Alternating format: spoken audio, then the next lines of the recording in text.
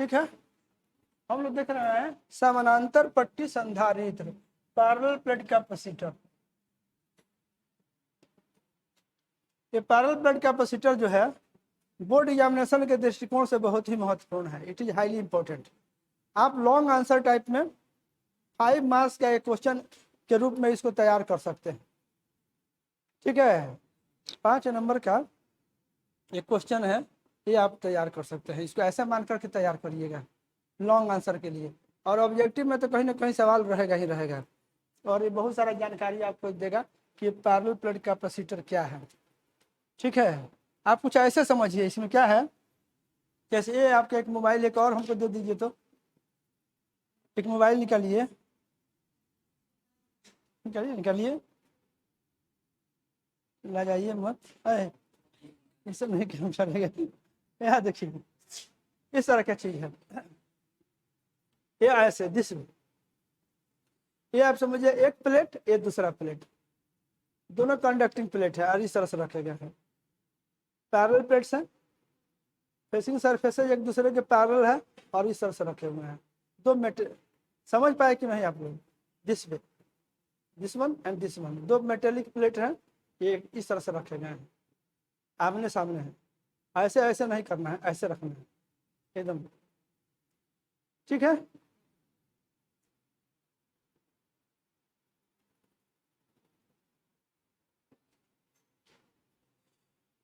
तो parallel plate capacitor में आप लोग के लिए ये बुझिए कि एक प्लेट आपको ऐसे बना रहे हैं, एक प्लेट ऐसे थोड़ा बड़ा बना दे रहे हैं,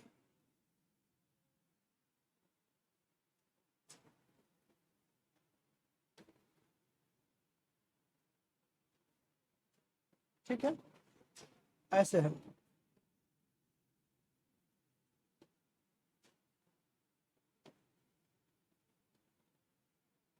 ऐसे समझिए, ये दो तो प्लेट्स हैं, these are 2 plates, these are 2 parallel plates.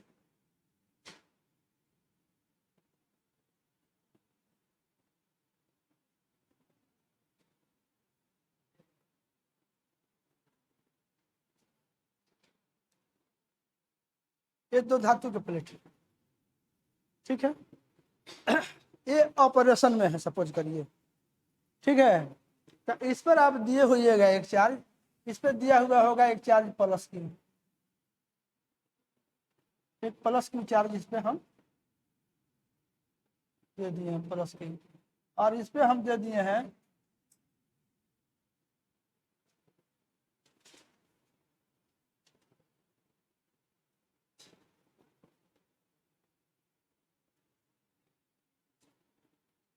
एक पे प्लस क्यू और दूसरे पे माइनस क्यू चार्ज दिया गया है, इक्वल एंड अपोजिट चार्ज है, यहीं से शुरू कर रहा है।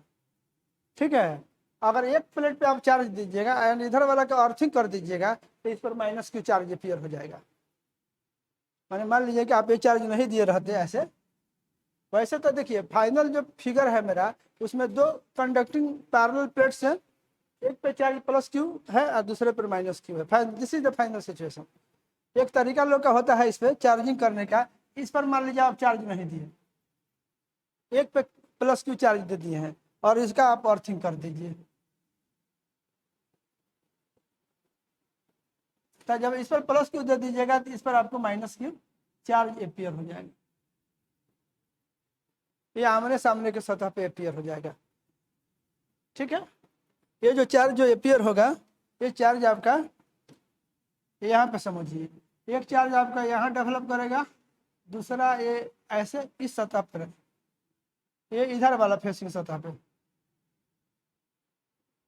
पीछे से चार्ज डेवलप कर जाएगा। इस पर जो नेगेटिव डेवलप किया है कुछ इस तरह से समझिए,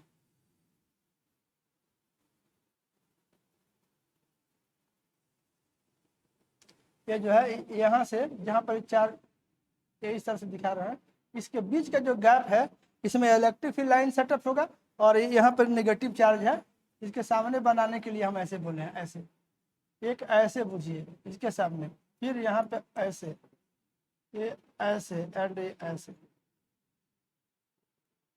यहाँ से इलेक्ट्रिक फील्ड लाइन आपका ऐसे है, ये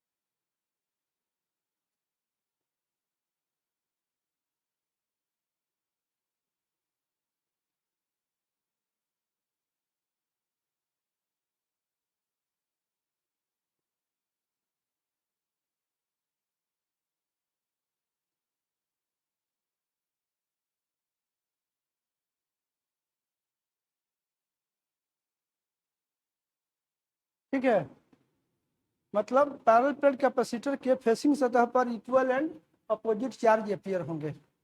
इस सतह पे ये इधर वाला फेसिंग सतह पूछते हैं ना, जो आमने सामने है, तो इस पर ये प्लस क्यू इस पर ये माइनस क्यू एकदम।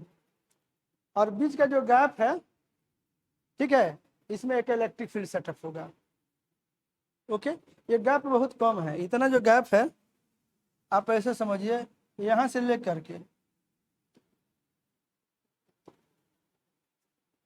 ये दोनों प्लेट के बीच का जो सेपरेशन है, ये सेपरेशन आपका ये डी है। आई जो फेसिंग सतह है यहाँ का, इधर वाला इस साइड का, इसका एरिया ए है। इधर जो है इसका भी एरिया ए ही है। आमने सामने वाले जो सतह है उनका एरिया जो है ए है, फेसिंग सतह का एरिया। पूरा एरिया नहीं, इधर का एरिया नहीं, फेसिंग सतह का एरिया जहाँ पे चार्ज है।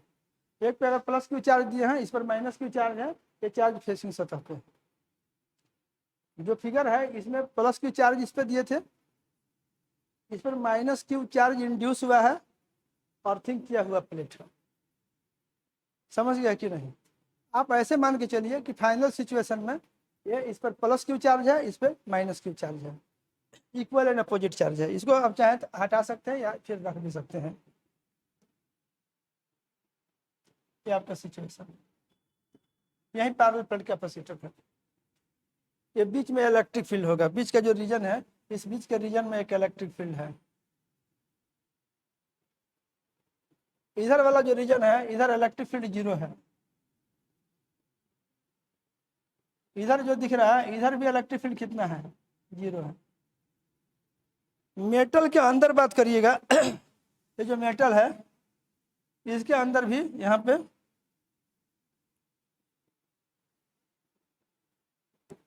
मान लीजिए हम बोले इसमें, तो इसमें भी इलेक्ट्रिक फील्ड आपका 0 है। ये वाला जो रीजन है, इसमें इलेक्ट्रिक फील्ड आपका 0 है। मेटल में इलेक्ट्रिक फील्ड 0 होगा, नहीं समझे? इसमें ई जो है,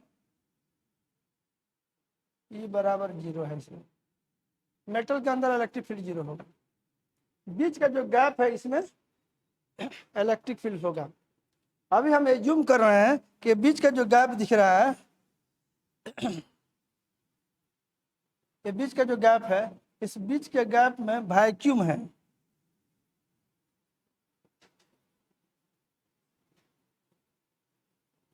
बीच का जो गैप है, इसमें वैक्यूम है।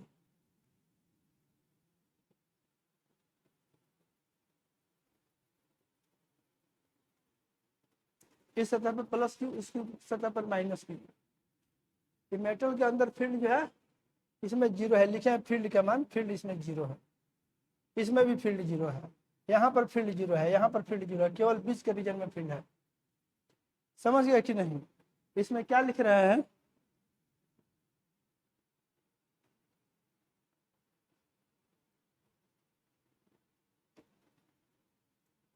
लेट, यहाँ लिखते हैं capital A equal two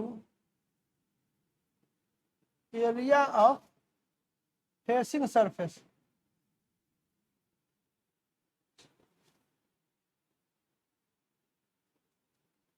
of each plate।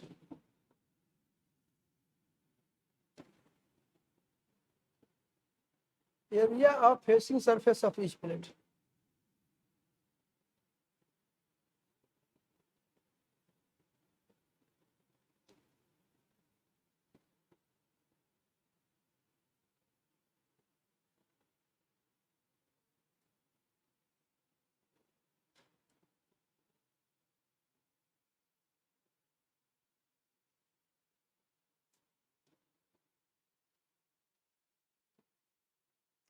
Area of facing surface of each, A equal to area of facing surface of each plate।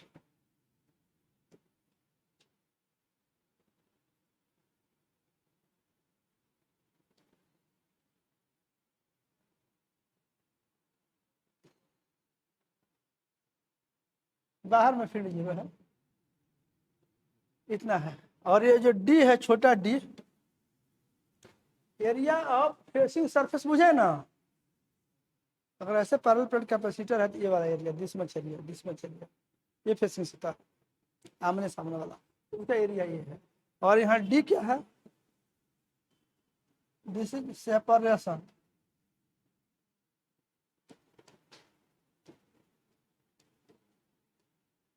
between the two plates.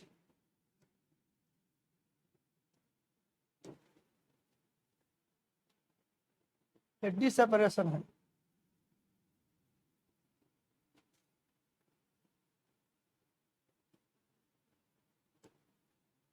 बीच में क्या है? Evacuated the space between the two capacitors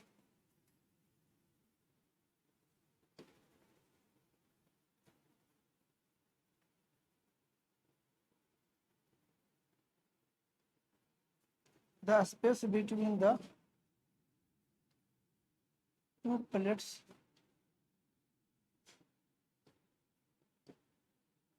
is supposed to be evacuated.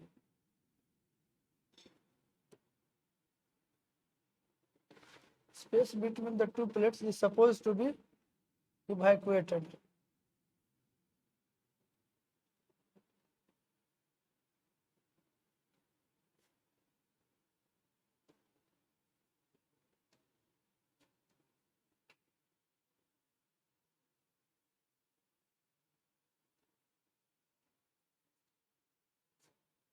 The space between the two plates is supposed to be evacuated. ऐसे है, इसमें vacuum है। ठीक है, दोनों प्लेट पे equal and opposite charges develop कर रहे हैं। ठीक है कि नहीं?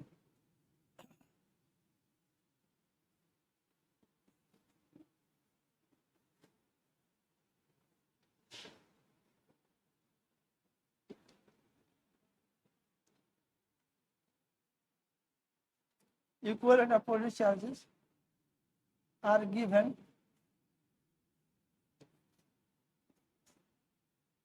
on the two plates.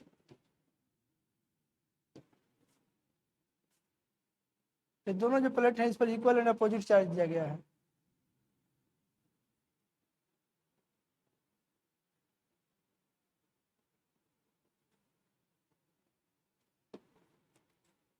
Equal and opposite charges are given to the two plates. ये जो प्लेट्स हैं इस पर इक्वल एंड अपोजिट चार्ज दिया गया है। एक पे प्लस क्यू है, दूसरे पे माइनस क्यू है। ठीक है, मेटल के अंदर फील्ड जीरो है। At any point inside the metallic plates field is zero. नहीं समझे? इसमें इसके हाइलाइट्स लिख रहे हैं।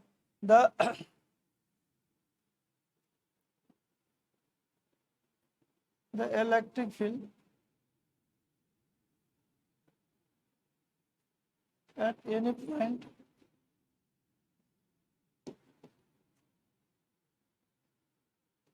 inside the two plates is zero. The electric field at any point inside the two plates है।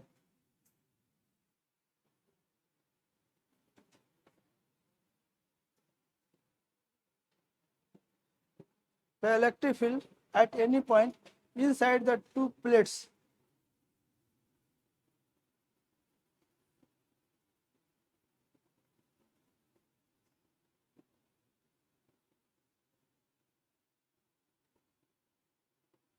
inside the two plates is zero. The electric field at any point inside the two plates is zero. कहाँ? Plate के अंदर। The electric field at any point inside the two plates is zero. यहाँ भी field, अगर आप ये बात करिएगा, यहाँ देखिए जैसे ये बिंदु है, यहाँ पर फील्ड जीरो है, यहाँ पर भी फील्ड क्या है? जीरो है। मेटल के अंदर फील्ड क्या होता है? जीरो होता है। समझ गए कि नहीं?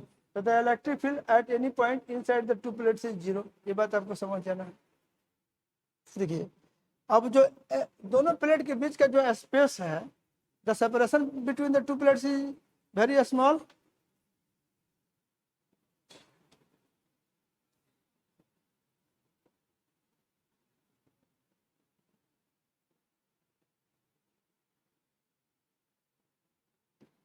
the separation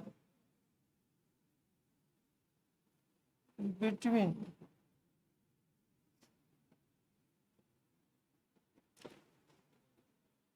two plates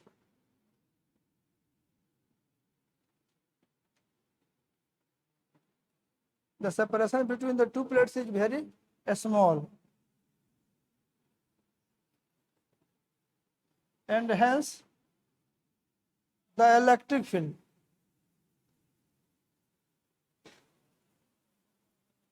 between the two plates is very small, and hence the electric field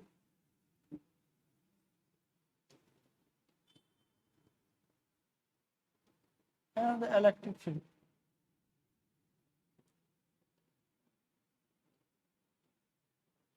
in the space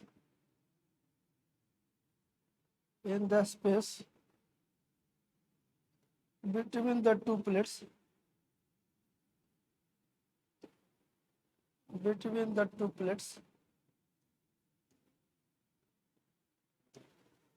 the field in the space between the two plates is uniform,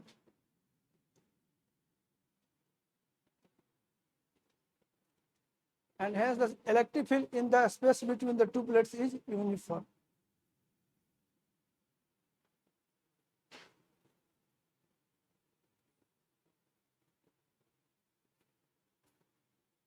तो ठीक है, electric field जो होगा वो uniform होगा।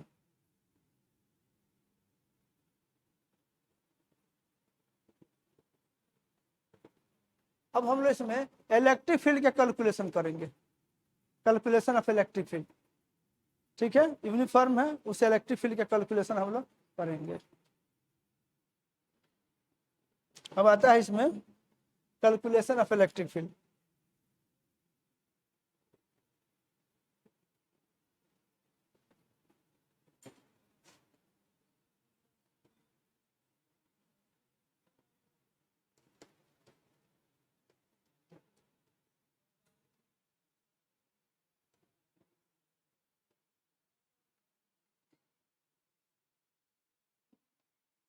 Electric field का calculation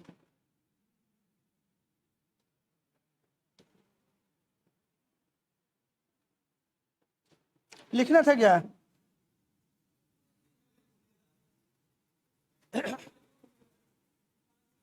लिखिए आप, पंखा बंद,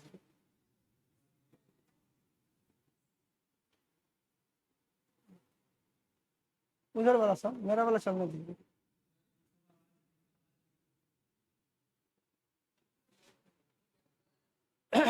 यहाँ ये the separation between the two plates is very small and has the electric field in the space between the two plates is uniform. दोनों प्लेट को हम लोग इनफाइनाइटली लॉन्ग ट्रीट कर सकते हैं, ठीक है कि नहीं? कैलकुलेशन ऑफ इलेक्ट्रिक फील्ड में हम लोग बात करने जा रहे हैं।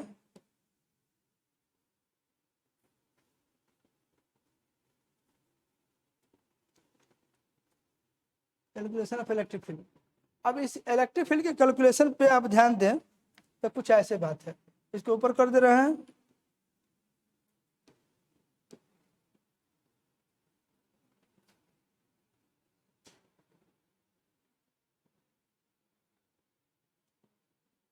ऐसे है ना, एक प्लेट ये है, एक प्लेट ये समझिए, ऐसे पहले जो बनाए हो ऐसा ही है, ऐसे है प्लेट। ओके, अब इलेक्ट्रिक फील्ड के बीच में हमको कैलकुलेशन करना है। ये गैप बहुत कम है, ये जो गैप जो है बहुत कम है। अब इसको करने के लिए हम क्या कर रहे हैं कि इसमें हम एक ऐसे सतह कंसीडर करेंगे, ऐसे।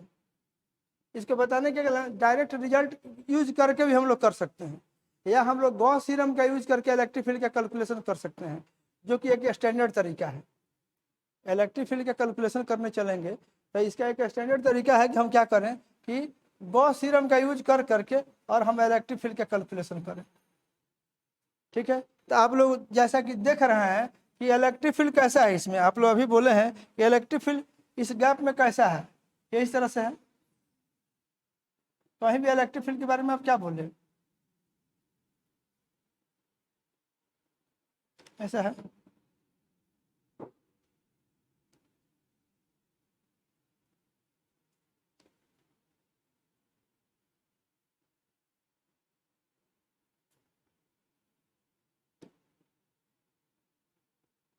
ऐसे आप लिखा है।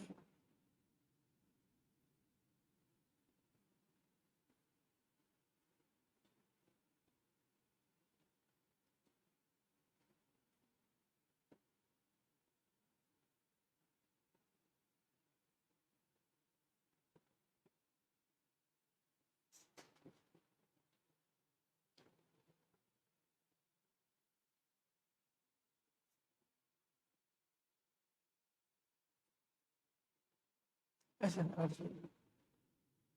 ओके, इधर से इलेक्ट्रिक फील्ड गैप में, इधर चार्ज कितना है, ये प्लस था, यहाँ माइनस था, यहाँ प्लस है, ये माइनस, प्लस माइनस, याद है ना। इसके अंदर फील्ड कितना है, इसमें फील्ड कितना है, एक जो है हम ये जो कंसीडर किए हैं, एक सिलिंड्रिकल गॉसियन सरफेस है ये, ऐसे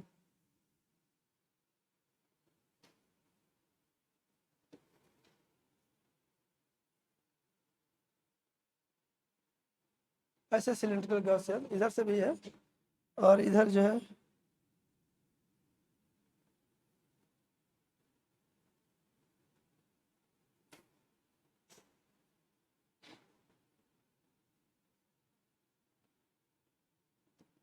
सिलिंड्रिकल गॉसियन सतह है। अब देखिए कहाँ कहाँ से फ्लक्स होगा, तो आप लोग की जानकारी के लिए यहाँ भी फील्ड ऐसे होगा, यहाँ पर अगर सोचिएगा, अब देखिए पूरे रीजन में ही इलेक्ट्रिक फील्ड, मान लीजिए इसमें हॉरिजॉन्टल है, पॉजिटिव प्लेट से नेगेटिव प्लेट की तरफ है, तो अगर आप इसमें एरिया वेक्टर लेना शुरू करिएगा ऐसे, यहाँ पे अगर एक एरिया वेक्टर लेने की बात करिएगा, यहाँ पे एरिया वेक्टर जाएगा ऐसे, यहाँ पर इलेक्ट्रिक फील्ड होगा ऐसे, बोलो, यहाँ पर एरिया वेक्टर लोगे तो नीचे की ओर, इलेक्ट्रिक फील्ड वेक्टर ऐसे, यहाँ पर बात करोगे, यहाँ पर फील्ड निकालना है यहाँ पे, तो यहाँ पर एरिया वेक्टर ऐसे, इलेक्ट्रिक फील्ड भी वैसे ही है। आज जितना मेटल के अंदर है वहाँ पर फील्ड कितना है, 0 है। ये जो पोर्शन दिखाई दे रहा है, ये वाला पोर्शन, ये वाला पोर्शन, ये पूरा इधर जो पोर्शन दिखाई देगा, ये वाला, ये इतना जो पोर्शन दिख रहा है, इस पर के किसी भी बिंदु पर फील्ड कितना है, 0। जब फील्ड ही 0 होगा तो मेटल के अंदर जितना भाग चला गया उसके अंदर क्या होगा, इलेक्ट्रिक फील्ड ही 0 है, तो उधर से फ्लक्स 0 होगा। और ये देखिए ये जो सतह दिख रहा है, जो कर्व सतह है, सिलेंडर का जो कर्व सतह है, इसके किसी भी बिंदु पर area vector electric field vector के बीच का कोण 90 डिग्री है। इसलिए जो भी फ्लक्स होना होगा, ये वाला जो सतह दिख रहा है, ये वाला, इसी पे होगा, नहीं होगा। तो ये आप समझ गए इस तरह से। अच्छा आप ये देखिए, ये इलेक्ट्रिक फील्ड जो निकलता है यहाँ पे गॉस थ्योरम से, आप जानते हैं कि हमेशा नेट इलेक्ट्रिक फील्ड होता है गॉस थ्योरम से। आप ये देखिए, आप लोग ये इस तरह का अभी जो चार्ज डिस्ट्रीब्यूशन है ना, आप लोग को लग रहा होगा कि खाली इसी में का चार्ज आप कंसीडर कर रहे हैं, और आपको लग सकता है कि इधर वाला चार्ज छूट रहा है, लेकिन नहीं। अगर इस प्लेट को आप हटा दीजिएगा ना, ये वाला चार्ज डिस्ट्रीब्यूशन रहेगा ही नहीं, इधर का आधा चार्ज इधर भाग जाएगा, तो इस पर का सरफेस चार्ज डेंसिटी आधा हो जाएगा। इसलिए यहाँ जो भी अभी चार्ज डिस्ट्रीब्यूशन दिख रहा है एट प्रेजेंट, उसमें इसका भी प्रभाव है। इधर वाला जो प्लेट पे, इस प्लेट पे जो इधर माइनस क्यू चार्ज आपको है ऐसे, इस पे जो चार्ज प्लस क्यू है, तो यहाँ पर अभी जो चार्ज डिस्ट्रीब्यूशन है इस दोनों के चार्ज के चलते, ठीक है कि नहीं है। अगर ये माइनस क्यू नहीं रहता, केवल एक प्लेट होता ही नहीं, केवल इस पर चार्ज क्यू देते, तो पूरा चार्ज इस प्लेट पर नहीं रहता, सामने वाला सतह पर नहीं रहता, आइए आपका कुछ इधर भी रहता, ठीक है कि नहीं। यहाँ सरफेस चार्ज डेंसिटी लिखिएगा, तो जो भी सरफेस चार्ज डेंसिटी है वो वहाँ है। अगर इसको सिग्मा लिखिएगा, ये क्यू बाई ए है, चार्ज पर यूनिट एरिया जो कि यहाँ पे है। यहाँ पर सरफेस चार्ज डेंसिटी आपका 0 है, और इसके पीछे इसका भी हाथ है। अगर ये प्लेट नहीं रहे तो ये पूरा का पूरा चार्ज इस सतह पर नहीं रहेगा, इधर आ जाएगा, ताकि इसके अंदर इलेक्ट्रिक फील्ड 0 हो सके। मेटल के अंदर इलेक्ट्रिक फील्ड 0 कराने के हिसाब से सभी चार्ज का मिला जुला असर होता है। तो ये आपका इस तरह का हो जाएगा। तो कैलकुलेशन ऑफ इलेक्ट्रिक फील्ड में हम लोग कैसे कर रहे हैं, तो ये करेंगे। नाउ लेट अस कंसीडर, ऐसे लिख रहे हैं,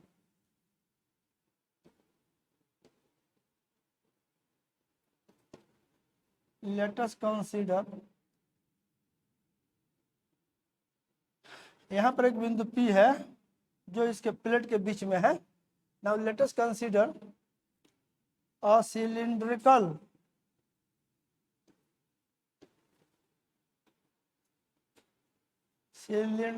Gaussian surface.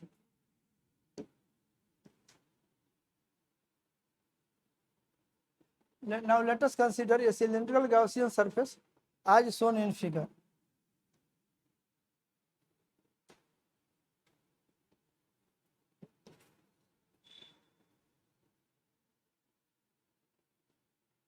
As shown in figure.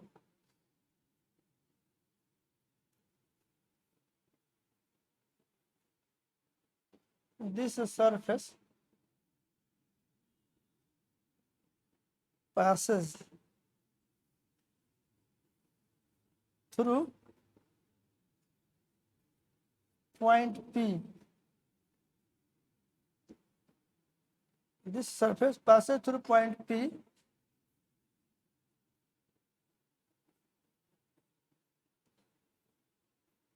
in the space between the plates.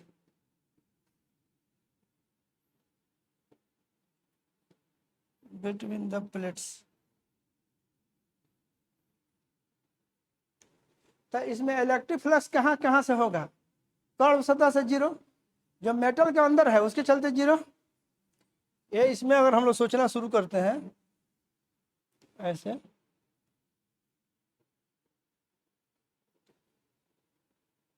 The flux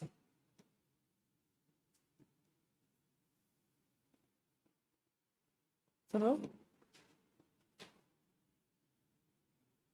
the surface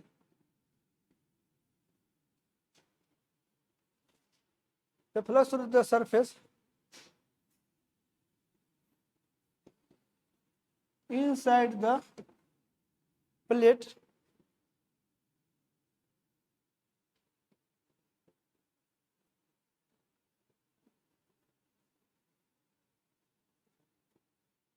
the flux through the surface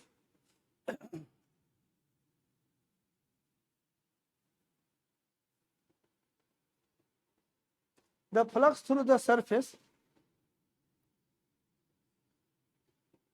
inside the plate, ये प्लेट के अंदर वाला है। the flux through the surface inside the plate will be zero because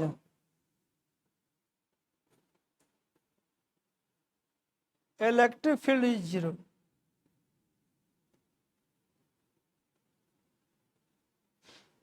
Because electric field is zero here. The flux through the surface inside the plate will be zero because electric field is zero here. यहाँ electric field ही zero है, तो जब electric field zero हो जाएगा तब flux कितना हो जाएगा? जीरो। ये पूरा पोर्शन जो मेटल के अंदर, ठीक है। अब क्या बचा? सिलेंडर का कर्व सरफेस जो मेटल के बाहर है, जो मेटल के बाहर ये वाला पोर्शन, इतना ये वाला जो पोर्शन दिख रहा है यहाँ पे, नहीं समझे?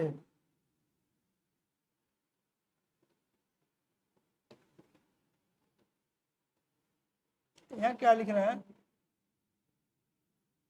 नाउ चाहे ऐसे लिखिए, also the electric flux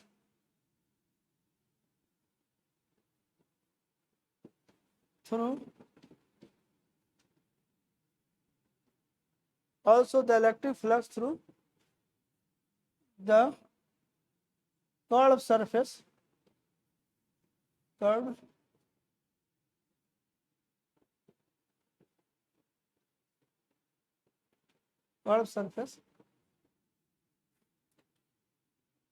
of the cylindrical surface of the cylindrical Gaussian surface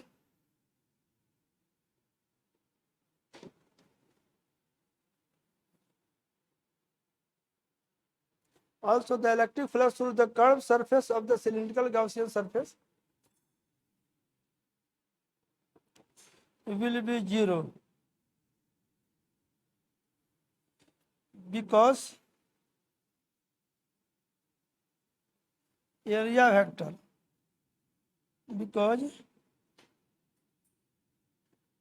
elemental area vector ds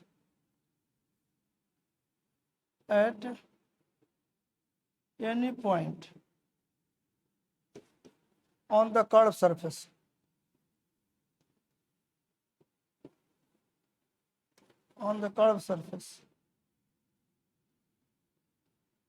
is perpendicular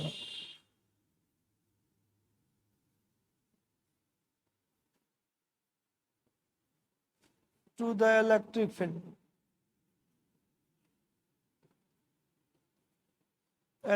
field there.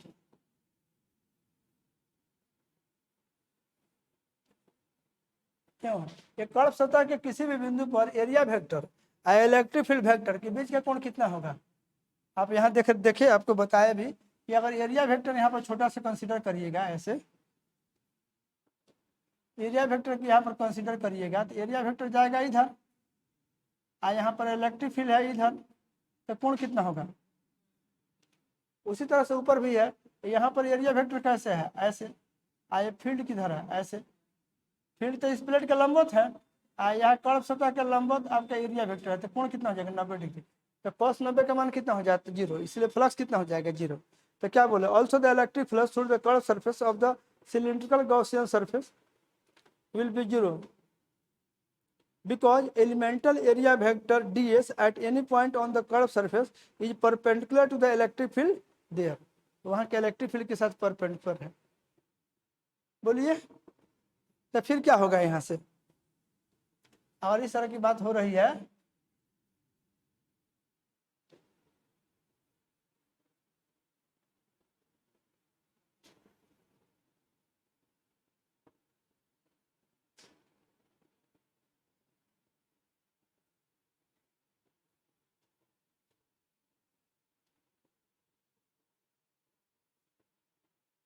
हो गया?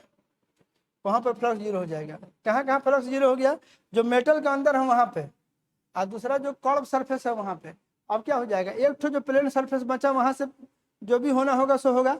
यहाँ पर जो ये एरिया जो बचा हुआ है, ये वाला, ये सिलिंड्रिकल गॉसियन सतह का ये वाला जो एरिया दिख रहा है ऐसे, यहाँ ये जो इतना जो एरिया है, इस एरिया से आपका फ्लक्स सोचिएगा तो होगा, इसलिए क्योंकि यहाँ पर इलेक्ट्रिक फील्ड इधर है और एरिया वेक्टर भी उधर नहीं है। तो आप क्या कहिएगा? नाउ आप ऐसे देखो, इस तरह का तुम्हारा ये सतह है ऐसे पूरा ये सतह सपोज करो ये एस एरिया का है, इसमें एक छोटा सा एरिया डीएस लो, तो एरिया वेक्टर तुम्हारा ऐसे है, और यहाँ पर इलेक्ट्रिक फील्ड वेक्टर भी किधर है? इलेक्ट्रिक फील्ड वेक्टर भी उधर ही है। तो यहाँ लिखिएगा now electric flux through one plane surface, electric flux through the one plane surface.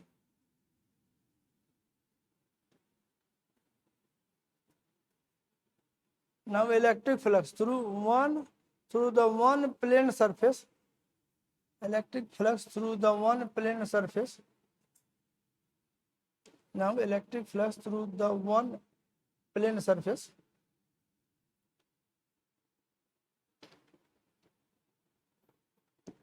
in the space between the plates. ये प्लेट के बीच का जो स्पेस है जो वो जहाँ पे है, plus to the one plane surface in the space between the two plates will be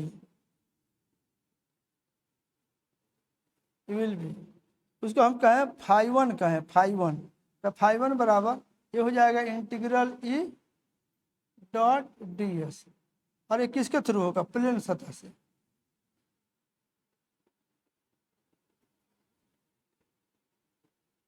इसको आप बढ़ाओगे, यहाँ देखो ये कितना हो जाएगा? ये हो जाएगा E D S cos 0 degree. इसमें से आपका ई बाहर हो जाएगा, ये इंटीग्रल हो जाएगा डी एस कॉस 0 डिग्री हो जाएगा आपका 1। तो देखिए इसमें छोटे छोटे जो डी एस वैक्टर है, सब डी एस वैक्टर को जोड़िएगा तो पूरा ये वेक्टर एस के बराबर हो जाएगा, डी एस का मैग्नीट्यूड। अगर इसको हम पूरा को इतना के एरिया अगर हम एस बोलें, इतना के एरिया हम एस बोलें, ये हमारा डी एस का इंटीग्रल कितना हो जाएगा? ये बराबर हो जाएगा ई आई इंटू एस हो जाएगा। समझ गए? अब आप लोग यहाँ देखिए, ये समझ गए आप लोग यहाँ तक। अब आप अगर इसको बात करिएगा ऐसे, इसको अगर हम φ1 कहेंगे तो φ1 कितना हो जाएगा? ई इंटू एस हो जाएगा। नहीं समझे?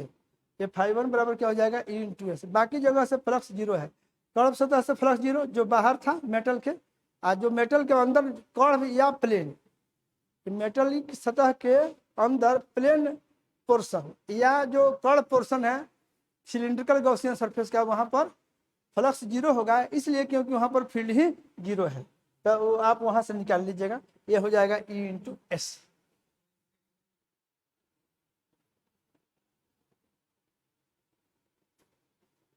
क्या ठीक है? तो इतना हो जाएगा, ये ई इंटू एस हो जाएगा। अब हम क्या बात कर रहे हैं सो देखिए, ये गॉसियन सतह के अंदर कितना चार्ज जाएगा आप ये देखिए। अब इसमें फ्लक्स तो निकल गया, अब गॉसियन सतह के अंदर नेट चार्ज, तो यहाँ देखिए ये जब सिलेंडर इसमें जाएगा तो कितना एरिया यहाँ पर घेरेगा, यहाँ पे ये सतह में कितना घुसेगा। अगर इस तरह से आप ऐसे देखिए कि ये आपका जो प्लेन सतह है जहाँ पे चार्ज है, ऐसे हम लोग इसको कुछ ऐसे देखें, कितना चार्ज गॉसियन सतह के अंदर है, इसी पे हमारा फोकस है। आप ऐसे देखो, यहाँ जो ऐसे सतह है, इसके अंदर जो ये सिलेंडर है,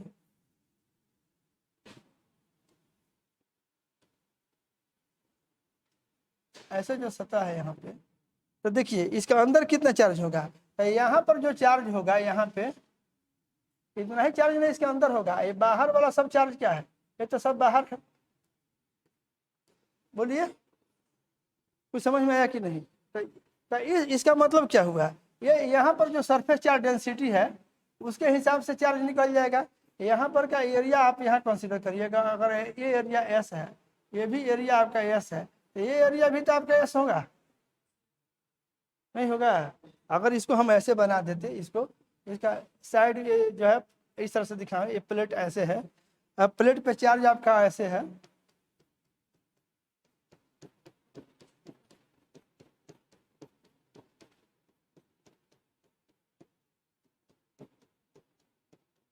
आए क्या है? सिग्मा जो है ये क्यू बाई ए है, ठीक है कि नहीं? तो अब सिलिंड्रिकल गॉसियन सतह जो ऐसे जा रहा है, सिलिंड्रिकल गॉसियन सतह कुछ इस तरह का चार्ज घेरेगा। जब ऐसे आर पर जाएगा, ऐसे हिलाइए, ये आपका सिलिंड्रिकल गॉसियन सतह है। देखिए आपने कंप्लीट, आप इतना ही दूर पर विचार करिए, ऐसे सिलिंड्रिकल गॉसियन सतह ऐसे इतना दूर, इसके मुंह वाला पोर्शन थोड़ा सा पतला है, इसको हटा रहे हैं। तो आप ये देखिए, अगर ये इस तरह से जाएगा ऐसे, तो क्या करेगा? जितना ये एरिया है उतना ही एरिया में इसके अंदर कट करेगा। यार ये तो काल्पनिक सतह है ना, ये यहाँ पर रियल है, लेकिन गॉसियन सतह क्या है? एक हाइपोथेटिकल सरफेस है। तो आप मान सकते हैं कि सतह के आर पार है ही। यहाँ पर देखिए, तो यहाँ पर ये जो है, यहाँ पर आर पार हुआ है कि नहीं? तो पर ऐसे आर पार हुआ है, ये ऐसे है, तो ये सिलेंडर अगर ऐसे जा रहा है, तो इतना अगर इसका एरिया है प्लेन सतह का, तो इतना ही इसमें घेरेगा। तो बाकी सब चार्ज ये क्या है? ये सब चार्ज जो होगा, यहाँ जो चार्ज आपको दिख रहा है, ये सब चार्ज बाहर का चार्ज हो जाएगा। यहाँ पर जो चार्ज होगा इसके अंदर, वहीं इसके अंदर का चार्ज होगा। तो कितना होगा? तो ये एरिया कितना है आपका?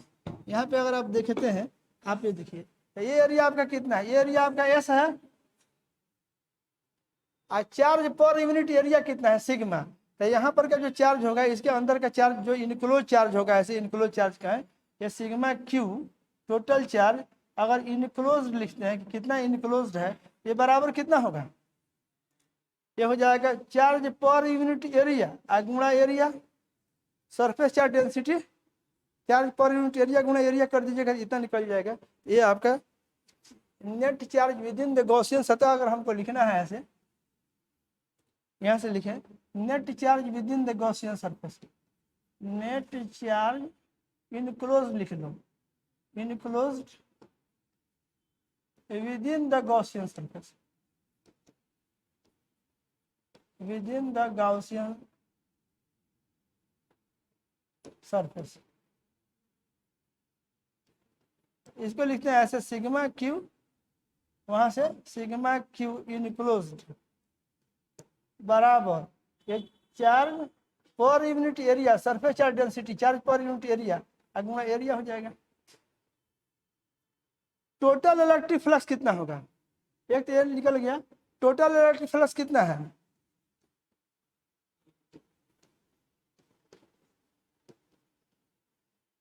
Total electric flux through the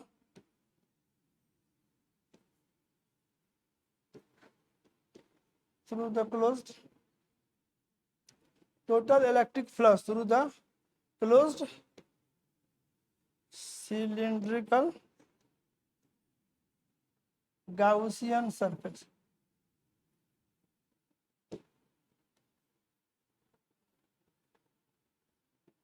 total electric flux through the closed cylindrical Gaussian surface। तो अगर इसकी बात करिएगा तो कितना हो जाएगा, उसका अगर फाइव टोटल का है तो देखिए प्लेन सतह जो अंदर था वहां पर जीरो था क्योंकि फील्ड जीरो था, और जो कर्व सतह जो बाहर था वहां भी जीरो था, और रह गया एक तो प्लेन सतह, तो वहां पे आ गया था E इंटू एस। यही फाइव टोटल जो आया था आपका, फाइव टोटल। देखिए ये जीरो जीरो के लिखने का मतलब बुझे ना, मतलब मेटल के अंदर वाला जीरो, कर्व सतह जो कि बाहर है वहां पर E एंड DS के बीच का कोण 90 डिग्री है, ये वाला जीरो, और जो प्लेन सतह है वहां से फ्लक्स E इंटू एस। तो जब दोनों जीरो हो जाएगा तो टोटल फ्लक्स क्या हो जाएगा, E इंटू एस हो जाएगा। इसका अंदर का चार्ज कितना है, इतना। तो अब लिखिएगा नाउ फ्रॉम गॉसियन थ्योरम, चाहे नाउ फ्रॉम गॉस थ्योरम।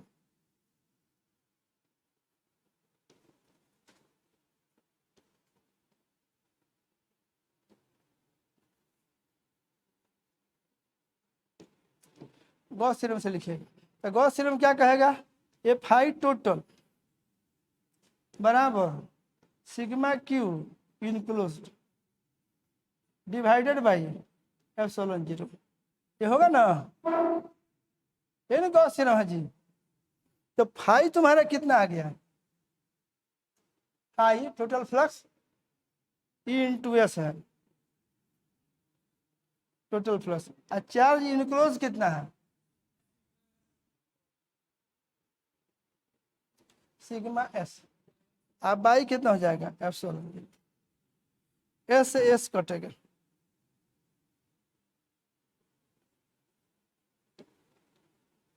ये कटेगा इस एस से, तो क्या बच जाएगा, यहाँ से निकल जाएगा कि आपका E जो है this is sigma by epsilon zero. ये सिग्मा कितना है, ये है आपका Q by A epsilon zero. ये इलेक्ट्रिक फील्ड का मान निकल गया, आपने गॉस थ्योरम से कैलकुलेट किया, सिग्मा बाई एप्सिलॉन जीरो या Q by A epsilon zero, surface charge density by epsilon zero. ठीक है,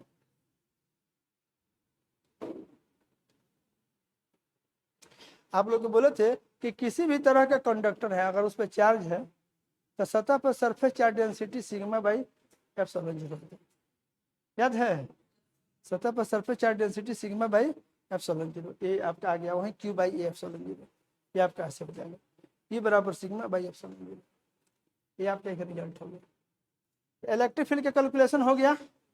अब क्या होगा, एक बात और देखिए, तो यहाँ से ये कहीं भी दूरी का फंक्शन है, दूरी पर नहीं निर्भर कर रहा है, कांस्टेंट है ये क्या है, सिग्मा भी कांस्टेंट है, एप्सिलॉन जीरो भी कांस्टेंट है, कहीं दूरी का इसमें कोई हिसाब किताब नहीं है।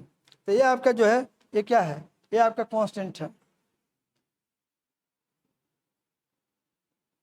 ये जो है ई का मान जो है मतलब अंदर में ई क्या है, ये कांस्टेंट हो जाएगा।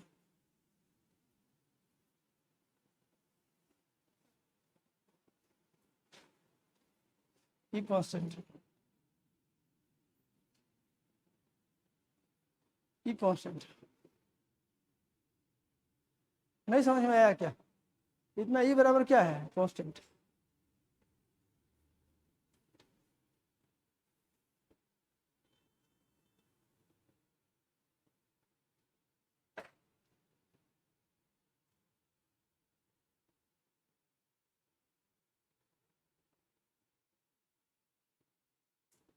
यही नहीं हिसाब किताब है, समझ गया कि नहीं आप लोग? तो इतना निकल गया, इलेक्ट्रिक फील्ड निकल गया, यूनिफॉर्म है। ये क्या हो जाएगा, कांस्टेंट है, या फिर इसी को आप लोग क्या कहते हो, इसको हम लोग क्या कह सकते हैं, ये यूनिफॉर्म हो गया है।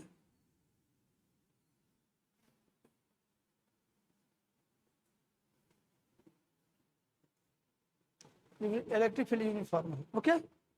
अब जब ये हो गया तो हम लोग क्या करेंगे, पोटेंशियल डिफरेंस का कैलकुलेशन करेंगे।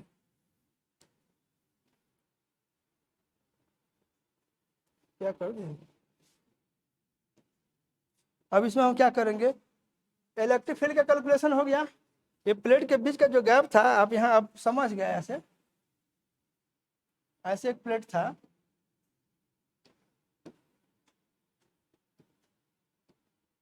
और ये ऐसे प्लेट था,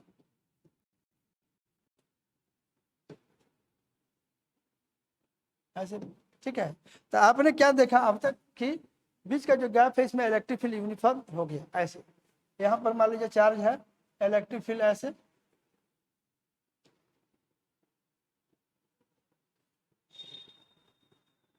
यहाँ ऐसे। इसके फील्ड को मेटल के अंदर मत घुसाइएगा, सतह से शुरू करके सतह पर खत्म करिएगा।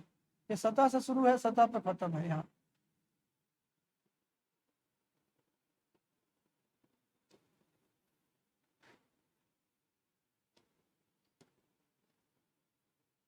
सतह पर ही आगे खत्म होगा।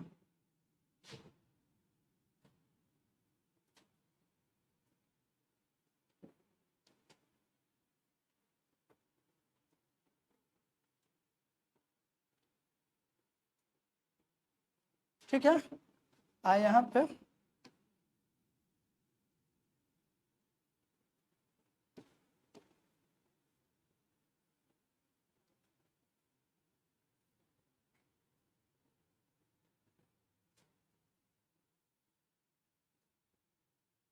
इसमें फील्ड जीरो, इसमें फील्ड जीरो, इसमें फील्ड है, यही ना है। तो अब इसके अंदर फील्ड जीरो है, तो इसका हर एक बिंदु सेम पोटेंशियल पे होगा। इस मेटल के अंदर अगर फील्ड जीरो है तो इसका हर एक बिंदु एक पोटेंशियल पे होगा। तो मान लेते हैं कि इसका हर एक बिंदु का पोटेंशियल जो है V1 पे है। जितना बिंदु इसके अंदर होगा वो यहाँ से यहाँ है। इस मेटल के अंदर कहीं से कहीं जाइएगा तो फील्ड में कोई, फील्ड तो जीरो है, इसलिए पोटेंशियल में कोई चेंज नहीं होगा। पूरा जो बॉडी है सिंगल पोटेंशियल पे है। समझ पाए कि नहीं? उसी तरह से अगर इसके अंदर हम बात करें तो यहाँ पे अगर हम बात करते हैं तो यहाँ पर मान लीजिए कि पोटेंशियल V2 है, यहाँ ये V2 लिख दिए, पूरा यहाँ से तार लिखे हैं। तो ये एक जगह का पोटेंशियल V2 है। तो यहाँ भी कहीं से कहीं जाइएगा, ऊपर जाइए या फिर नीचे जाइए, तो फील्ड तो आपका जीरो है। तो जब फील्ड जीरो है तो पोटेंशियल में चेंज जीरो होगा, याद है ना। dV बराबर minus E dot D R, dV बराबर minus E dot D R. तो जहाँ ई जीरो होगा वहाँ dV जीरो होगा, यानी V कांस्टेंट होगा। तो इस मेटल के अंदर भी आप जो देखिएगा कहीं भी आपका फील्ड जीरो होगा, इसलिए हर एक बिंदु इसका एक सिंगल पोटेंशियल पर होगा। और मान लीजिए वो सिंगल पोटेंशियल आपका V2 है। समझ गया?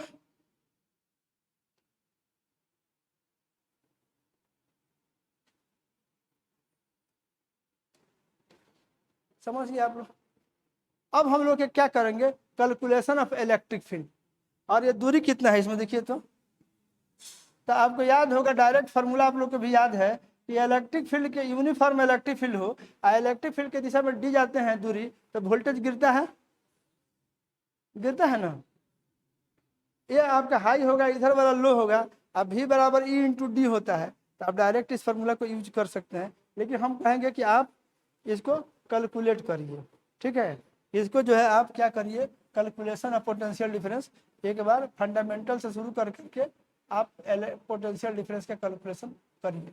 ये ऐसे है, आप ऐसे समझिए, इस तरह से ये बिंदु है ऐसे, तो यहाँ से ये जो है ना, ये बिंदु मान लीजिए V1 पे है, आइए आपका V2 पे है, ऐसे है। ये आपका जो लाइन ऐसे है, ये लाइन एक ऐसे सोच रहे हैं, उसी को फिगर को यहाँ दिखा रहे हैं। अब उसमें बनाएंगे तो गंदा हो जाएगा, नहीं समझे। तो यहाँ पर जो है, यहाँ से शुरू कर रहे हैं। ये बिंदु कितना पोटेंशियल पर होगा बताओ तो, V1, यहाँ V1 जो इस मेटल का है, इस बिंदु का पोटेंशियल कितना होगा, V2, जितना इस मेटल के किसी भी बिंदु पे है। तो ये आपका बुझिए, ये वहाँ वाला बिंदु है, ऐसे बुझिए। ये बुझ जाइए कि ये बिंदु आपका M है, ये बिंदु आपका ये N है, ऐसे है। यहाँ पर उस बिंदु को हम दिखा रहे हैं, ये बिंदु N है, उसी को यहाँ पर दिखा रहे हैं, ये बिंदु आपका M है, इलेक्ट्रिक फील्ड आपका ऐसे है। ठीक है, और यहाँ पे हम मान ले रहे हैं, यहाँ हमारा R बराबर 0 है। यहाँ ये दूरी, अगर इस लाइन को हम लोग R का डायरेक्शन कहें ऐसे ऐसे, तो यहाँ R बराबर 0, यहाँ R बराबर कितना होगा D, ये दूरी D है। अगर इसके सामने यहाँ R बराबर 0 है, तो यहाँ पे क्या लिखिएगा, यहाँ R बराबर D लिखिएगा, तो वहीं R बराबर D है, यहाँ R बराबर 0 है। अब हम क्या करें, इलेक्ट्रिक फील्ड ऐसे है। अब इसके अंदर आप क्या करिए, एक बिंदु यहाँ पर कंसीडर करिए, यहाँ पे ये बिंदु एक P लीजिए, यहाँ पर इलेक्ट्रिक फील्ड आप देख ही रहे हैं कि इलेक्ट्रिक फील्ड का डायरेक्शन ऐसे है, ये इधर की ओर है इलेक्ट्रिक फील्ड का डायरेक्शन, इलेक्ट्रिक फील्ड ऐसे है। आप ये बुझो, ये आपका इलेक्ट्रिक फील्ड है ऐसे दिस वे, ये इलेक्ट्रिक फील्ड का डायरेक्शन इधर है। और एक छोटा सा विस्थापन हम कंसीडर कर रहे हैं, यहाँ देखिए एक छोटा सा विस्थापन इधर ले रहे हैं dr। इस M बिंदु का पोटेंशियल जो है V1 है, ये जो N बिंदु है इसका पोटेंशियल जो है V2 है। याद होगा कि फील्ड के दिशा में जाने से वोल्टेज घटता है। तो हम एक्चुअली करने क्या जा रहे हैं, calculation of potential difference, calculation of PD, potential difference of the two plates.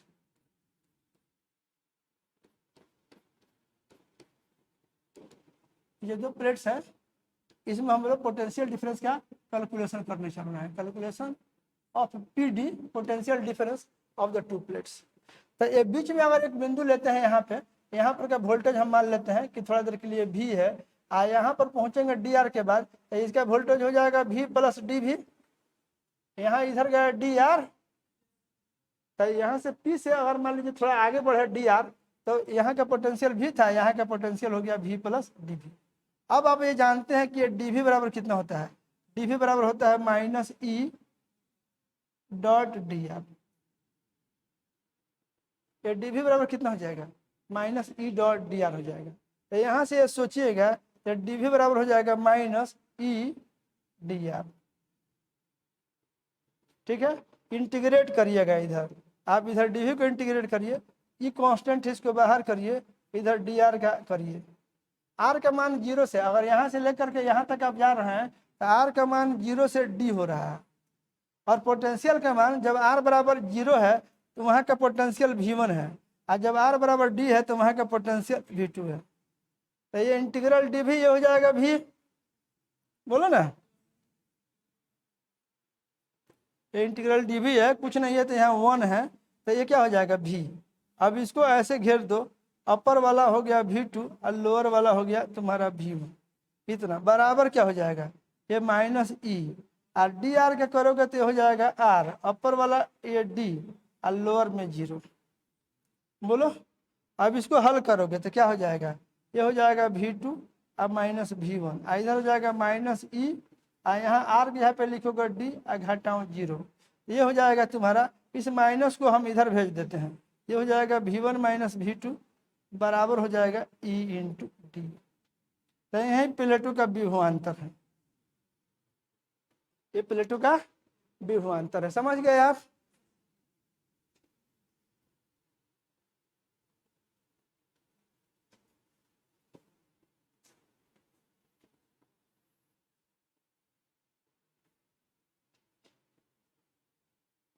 और इसमें बड़ा कौन है, चूंकि ई पॉजिटिव है डी भी पॉजिटिव है तो V1 बड़ा है। फील्ड के दिशा में जाने से वोल्टेज घटता है। तो अगर आपका ऐसे जो बिंदु था, आप समझ गया, ऐसे बिंदु था, यहाँ का वोल्टेज अगर V1 है, बल्कि पोटेंशियल, और यहाँ का पोटेंशियल V2 है, और बीच का जो दूरी है वो, ये दूरी अगर आपका D है, इलेक्ट्रिक फील्ड अगर आपका E था यहाँ पे, तो ये V1 माइनस V2 बराबर हो जाएगा E इंटू डी के। तो प्लेटों का विभवांतर निकल गया। अच्छा, ई का मान आपको मालूम है, इतना अगर हो गया तो आप यहाँ देखिए तो आपको निकल गया। अब तक क्या क्या निकला है सो देखिए। तो पहले आपने ई निकाला, ई का मान आप निकाले हुए हैं। आप भी का मान कितना निकला, आपका भी बराबर निकल गया ये V1 घटा V2 जो है, इसी को हम भी बोलते हैं। पॉजिटिव प्लेट का वोल्टेज हाई है और नेगेटिव प्लेट का वोल्टेज लो है, तो V1 में से V2 को घटाए, हाई में से लो को घटाए, तो जो मिला उसको बोल रहे हैं भी। तो ये भी बराबर कितना है, E इंटू डी आ गया। और आप याद करिए ये E कितना आया था, सिग्मा बाई एप्सिलॉन 0 था। देखिए पीछे में आपको निकाले थे ना, सिग्मा बाई एप्सिलॉन 0 था। तो सिग्मा बाई एप्सिलॉन 0 यहाँ हो गया आपका D। अगला स्टेप में लिखिएगा तो सिग्मा के यहाँ पे आप क्या लिख सकते हैं, Q बाई ए, यहाँ एप्सिलॉन 0 गुणा ये D लिखिएगा, ये हो जाएगा आपका V। निकल गया। ये हो गया आपका रिलेशन नंबर बोलिए 2 या 3। ये आपका यहाँ देखिए सब इंटरमीडिएट इक्वेशन आपको आते गए हैं, आप देखते चलिए शुरू से। हमने फील्ड का कैलकुलेशन किया है, बोलिए ना, सवाल था। यहाँ से हम लोग पैरेलल प्लेट कैपेसिटर शुरू हुआ था, देखो तो हम लोग बहुत काम किए थे। यहाँ से शुरुआत था, ये कुछ कुछ लिखे थे, याद है ना।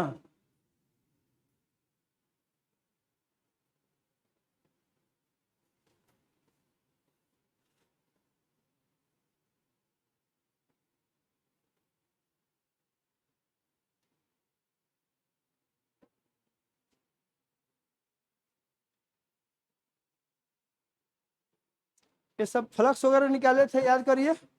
इसमें कोई नंबर वैसे नहीं दिए, डायरेक्ट वैसे ही रहने दिए। आपने फील्ड निकाल लिया है, यहाँ निकला हुआ फील्ड एक रिलेशन है। इस रिलेशन को आप चाहिएगा तो ये आप यहाँ से इसको, इसी को नंबर 1 कह लीजिए। ई का मान आया है ना,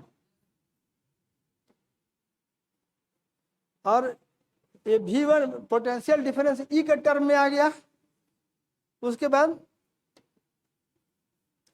आपका वही V बराबर E इंटू डी जो है, ई के यहाँ पे सिग्मा के मान लिख दिए। यहाँ साइड में अगर आपको भूल जा रहा है यहाँ लिख लीजिएगा।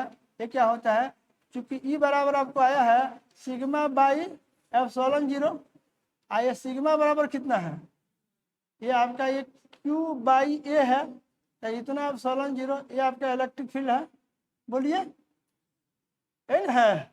तो वही यूज कर लिए हैं इतना बाई इतना, फिर इसके जगह पे Q बाई ए लिख के ए यूज कर लिए हैं। तो यहीं से आप Q है यहाँ V है, तो V के यहाँ ला के Q बाई V रेशियो निकाल सकते हैं, ठीक है कि नहीं। तो इसको रहने दे रहे हैं V के लिए यहाँ पे तत्काल। और उसके बाद जो है calculation of capacity,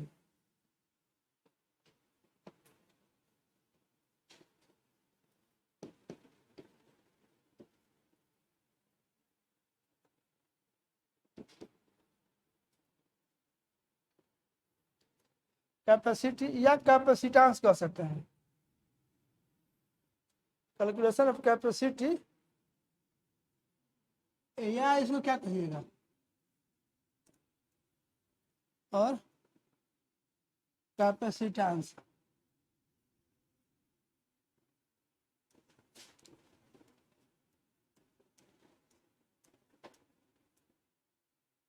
calculation of capacity और कैपेसिटेंस।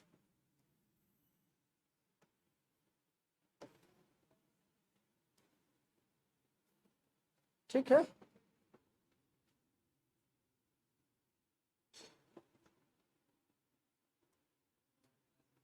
ऐसे है। अब इसके बाद की बात करिएगा, आपके यहाँ देखिए, तो आपका सी बराबर क्या होता है, कैपेसिटी का डिफिनीशन, ये सी बराबर, यही तो डिफिनीशन है कैपेसिटी का, ये definition,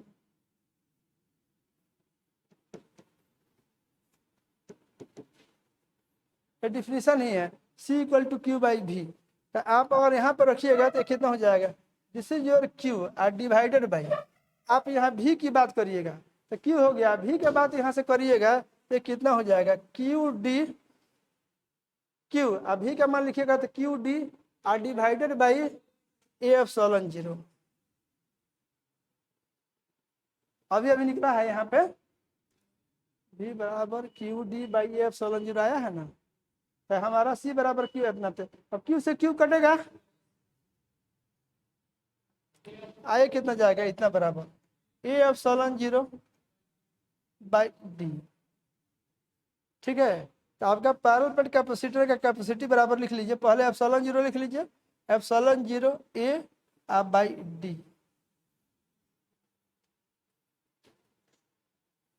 C equal to epsilon zero A by D. समझ में आ गया कि नहीं, आप लोग समझ गए, तो ये आप लोग अगर आएगा परीक्षा में तो सॉल्व कर दीजिएगा कि नहीं।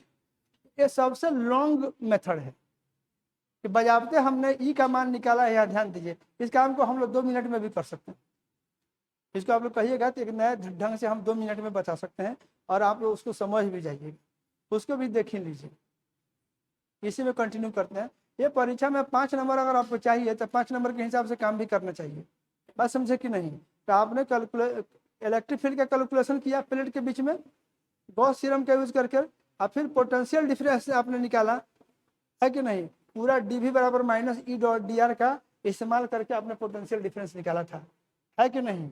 अब इसी क्वेश्चन को यहाँ देखिए, ये हो गया है, यहाँ तक आपका ओके है, ठीक है कि नहीं। लेकिन एक आपको तरीका बता रहे हैं, एक और तरीका परीक्षा में ऐसे भी आपको मिल जाएगा, गेस पेपर में ये आगे वाला तरीका आपको बताता है, सुन लीजिए। उसमें उसमें क्या रहेगा, ऐसे रहेगा, क्या हो रहा है,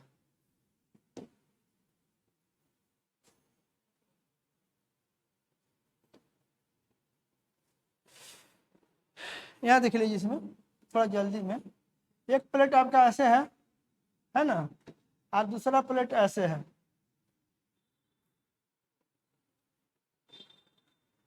ऐसे,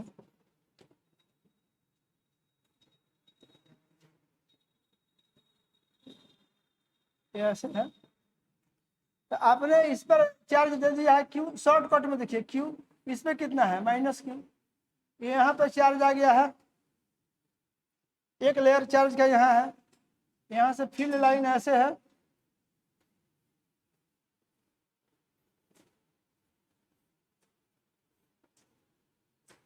यहाँ पर नेगेटिव चार्ज है, बोलिए, बीच में इलेक्ट्रिक फील्ड है, ये ना है, यहाँ पर सरफेस चार्ज डेंसिटी सिग्मा है, प्लस सिग्मा, यहाँ क्या है माइनस सिग्मा। तो यहाँ पे अगर इलेक्ट्रिक फील्ड की बात करें बीच में, तो देखिए ये पॉजिटिव प्लेट के चलते फील्ड इधर होगा E1, और नेगेटिव चार्ज के चलते भी फील्ड उधर नहीं होगा E2, नहीं होगा। तो अगर बीच में इलेक्ट्रिक फील्ड निकालना है तो देखिए क्या होगा, बीच के इस बिंदु पर, तो पॉजिटिव प्लेट के चलते फील्ड इधर है E1, और नेगेटिव चार्ज के चलते भी फील्ड उधर नहीं है, ये E2 है, बोलिए। तो अगर आप लिखिएगा तो नेट दोनों एक ही दिशा में है, तो नेट फील्ड निकालिएगा तो ये E1 प्लस E2 लिखिएगा।